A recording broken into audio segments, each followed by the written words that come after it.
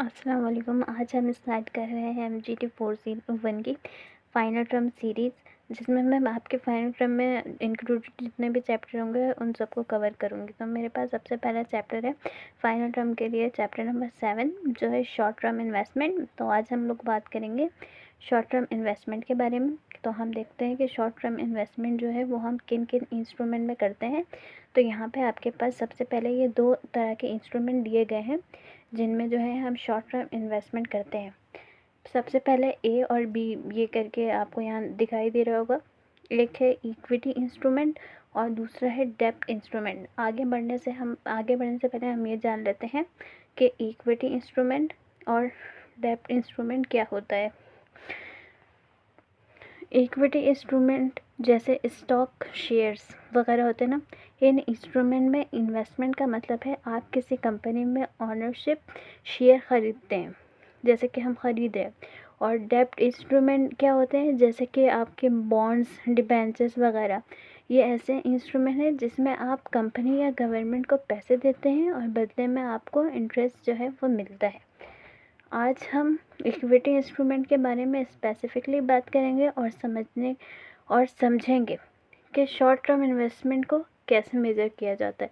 इसके लिए आपको यहाँ पे आपको 3 पॉइंट दिए हुए हैं जिनको हम समझते हैं। सही है। फाइनेंशियल एसेट्स को जो ना इनिशियली हम मेज़र करते हैं फेयर वैल्यू पे। तो ये समझना ज़रूरी है कि पहले कि फेयर वैल्यू क्या होता है। ठीक है, एक अकाउंटिंग टर्म है। अब जैसे कोई भी चीज़ आपको या कोई भी एसेट आप ख़रीदने या बेचने के लिए ना, जो आपको मार्केट प्राइस मिलती है। जैसे कि अगर मैं एक मोबाइल ले रही हूँ, ठीक है ना, तो अगर वो मुझे इस टाइम मार्केट प्राइस में मुझे अगर 45,000 का पड़ रहा है तो उसकी फेयर वैल्यू जो है वो 45,000 है। ठीक है। अब यहाँ दूसरा पॉइंट है, in normal circumstances transaction price is the fair value. ज़्यादातर ये होता है कि ट्रांजैक्शन प्राइस जो है वो फेयर वैल्यू होती है। तो फेयर वैल्यू का तो हमें पता है, तो हम देखते हैं कि ट्रांजैक्शन प्राइस जो है वो किसे कहते हैं।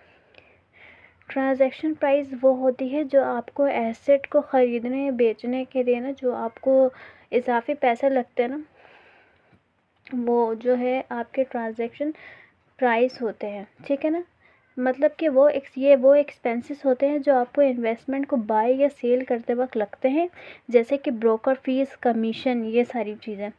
अगर कोई ट्रांजैक्शन कॉस्ट होती है तो वो स्टेटमेंट ऑफ प्रॉफिट और लॉस में एक्सपेंस के रूप में शो होती है। सही। जैसे ये तीसरा पॉइंट यहाँ पे दिया ही हुआ है कि ट्रांजैक्शन कॉस्ट जो है वो जो है स्टेटमेंट ऑफ प्रॉफिट और लॉस में जो है वो एक एक्सपेंस के तौर पे जो ना वो शो करते हैं हम लोग। अब इसकी एंट्री पर आ जाते हैं, लेकिन एंट्री समझने से पहले हम ये देख लेते हैं, यहाँ पे भी 2 पॉइंट दिए हुए हैं। तो टॉपिक है हमारा measurement of investment in equity instrument. Initial measurement at fair value. जो इनिशियली मतलब जो सबसे पहले हम एंट्री करते हैं तो वो हम फेयर वैल्यू पे करते हैं। Subsequent measurement at fair value through profit और लॉस। उसके बाद हम अगर एंट्री होती मतलब कि अगर जैसे मैंने कोई चीज़ ख़रीदी है, मैंने एक मोबाइल ख़रीदा है अपने ऑफिस या बिज़नेस के यूज़ के लिए, तो वो मेरा एक तरह का एसेट हुआ ना। अगर वो मैंने 45,000 का ख़रीदा है तो अब ठीक है, जिस टाइम मैंने ख़रीदा वो मुझे मार्केट प्राइस में 45 का हुआ। अब उसकी कीमत बढ़ती है या घटती है, तो अब ये जो मेज़रमेंट करेंगे ना, अब ये सब्सिक्वेंट मेज़रमेंट होगा। तो ये एंट्री समझने से पहले ज़रूरी है कि हम ये 2 पॉइंट जो है वो समझ लें, तो एंट्री समझने में जो है वो हमें बहुत आसानी हो जाएगी। ठीक है। जब भी फेयर वैल्यू में ना इंक्रीज़ होता है, गेन होता है, तो हम इसे जो है वो क्रेडिट में शो करते हैं statement of profit and loss में। और जब हमें फेयर वैल्यू में डिक्रीज़ होता है या जब लॉस होता है तो हम इसे जो है वो डेबिट में शो करते हैं ठीक है ना, स्टेटमेंट ऑफ प्रॉफिट और लॉस में। जैसे कि मैंने आपको पहले ही बताया था कि मैंने एक मोबाइल ख़रीदा मिसाल के तौर पे, वो उसकी फेयर वैल्यू थी मार्केट प्राइस जब मैंने ख़रीदा 45 का था, ठीक है ना। अब ये एक एंट्री हो गई। अब दूसरी एंट्री कौन सी थी, सब्सिक्वेंट वाली थी ना। तो उसमें अगर अब मेरे पास मिसाल के तौर पे अगर आप समझ लें कि पैसे बढ़ गए मोबाइल के, 45 से 47 में हो गया, तो मुझे गेन हुआ ना। तो अब मैं इसको स्टेटमेंट ऑफ प्रॉफिट और लॉस में क्रेडिट में शो कर दूँगी। और अगर उसके पैसे कम हो जाते 45 से 43 हो जाते, तो अब मैं क्या करूँगी, तो अब मैं उसको डेबिट में शो करूँगी स्टेटमेंट ऑफ प्रॉफिट और लॉस में। तो आइए अब हम अपने एंट्री की तरफ चलते हैं। बहुत ही सिंपल सी एंट्री है। अगर कोई ऐसी कॉम्प्लिकेटेड एंट्री आएगी तो फिर हम उसे जो ना उसी टाइम करके भी देखेंगे, लेकिन ये बहुत सिंपल सी है, तो अभी इसको यहीं पे देखते हैं, ठीक है ना। एट द टाइम, अब देखें एंट्रीज।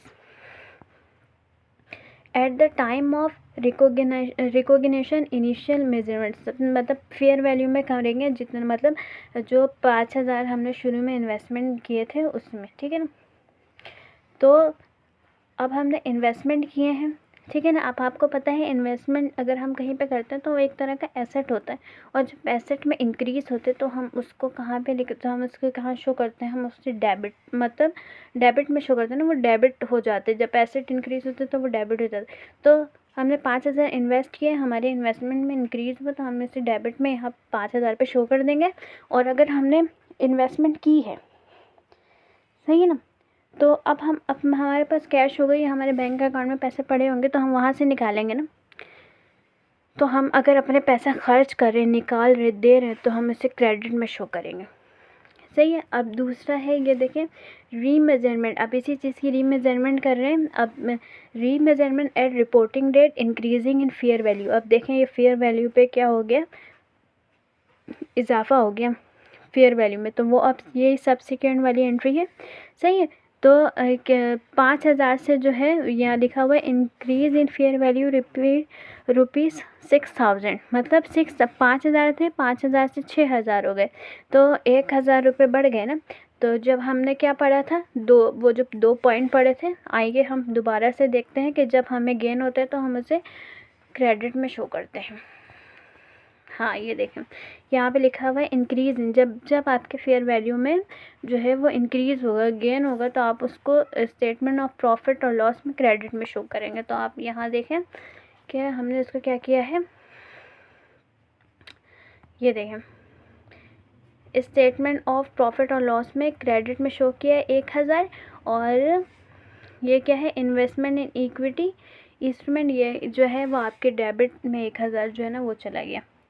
अब ये दूसरे में देखें remeasurement at reporting date decrease in fair value rupees 5,000 और 5,400 रुपीज़।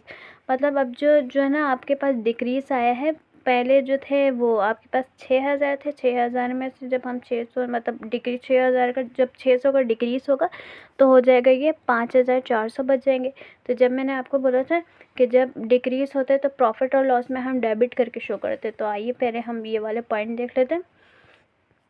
हाँ, ये देखें ये पॉइंट जो हमें यहाँ पे दिया हुआ था, इसमें भी यही लिखा हुआ है कि डिक्रीज़ इन फेयर वैल्यू, जब फेयर वैल्यू में डिक्रीज़ होता है तो हम स्टेटमेंट ऑफ प्रॉफिट और लॉस में इसको डिक्रीज़ में शो करते हैं।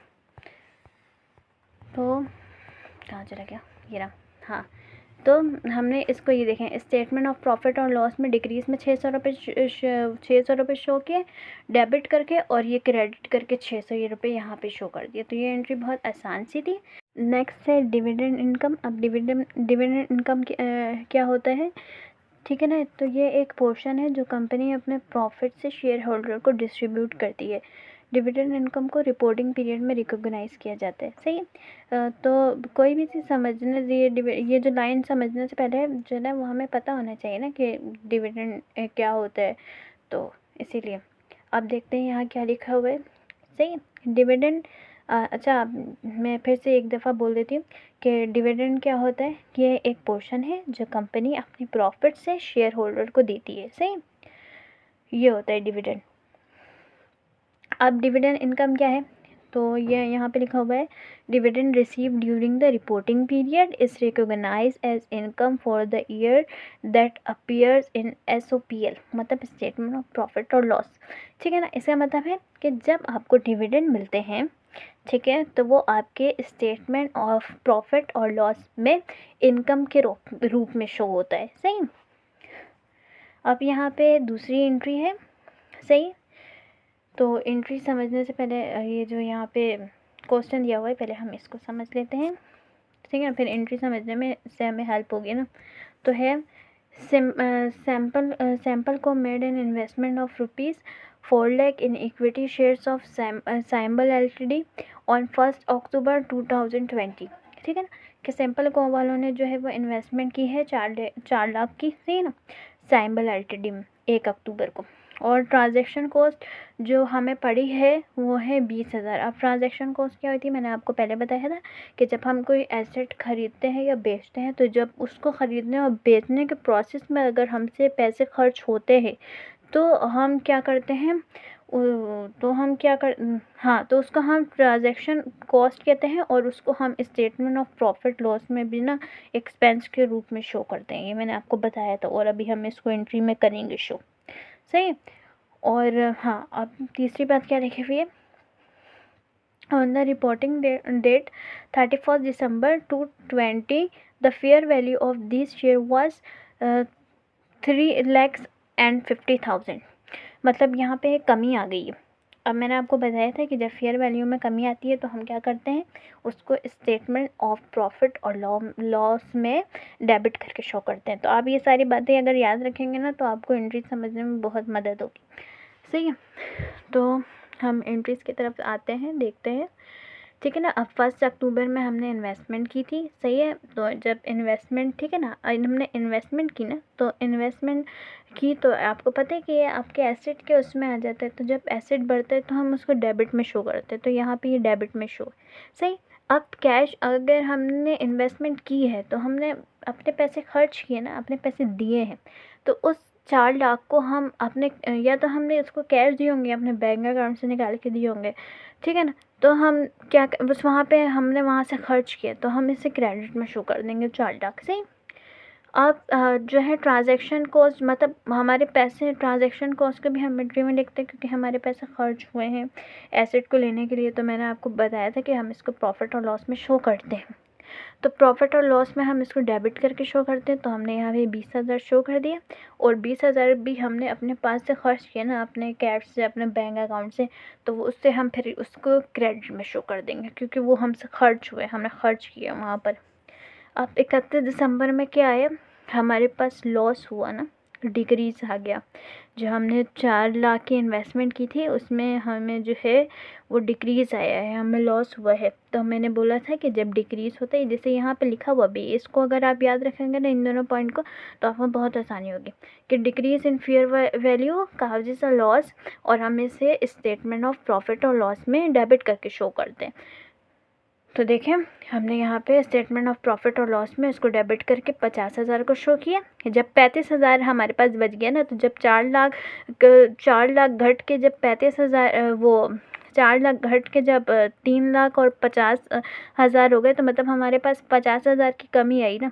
तो ऐसे, तो 50,000 हमने इसको डेबिट किए क्योंकि हमारे पास कमी हो।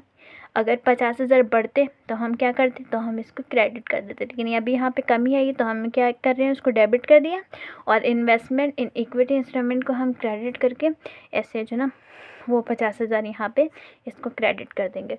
तो ये था आज का लेक्चर। अगर आपको कुछ समझ नहीं आया तो आप यहाँ मुझसे कमेंट सेक्शन में पूछ सकते हैं, क्योंकि जब मैं मिड टर्म का पेपर दे रही थी, अभी जो मेरा सेमेस्टर चल रहा है कंटिन्यू है, इसमें मुझे भी अभी जो है MGT 401 का फाइनल का पेपर देना है। तो जब मैं मिड टर्म के पेपर दे रही थी तो मुझे जो है इसमें बहुत ज़्यादा परेशानी का सामना हुआ था क्योंकि कोई भी अच्छे शॉर्ट लेक्चर्स नहीं थे। तो जो ना मुझे मेहनत करके वो व्यू वाले लंबे लेक्चर्स जो है ना वो लेने पड़े थे। तो उस वक्त मैंने ये सोच लिया था कि जब फाइनल टर्म होगा तो मैं इसके अपनी आसानी और आप सबके आसानी के लिए करूँगी, पहले उसको अच्छे से समझूंगी और फिर वीडियो रिकॉर्ड करूँगी। तो थैंक यू, अल्लाह हाफिज़।